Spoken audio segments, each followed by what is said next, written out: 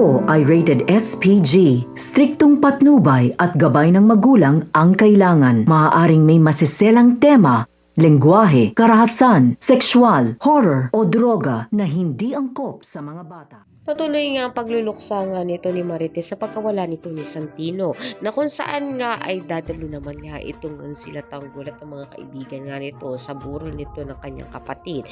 Inaasahan naman na nga nito ni Rigor na darating ito nga si Tanggol dahil hindi niya nga raw matitiis ang kapatid nga nito. Kaya naman pinaganda nga niya ang mga tao nga nito upang sa gayon nga arestuhin si Tanggol nang matimbrihan nga siya na papunta nga ito sila Tanggol.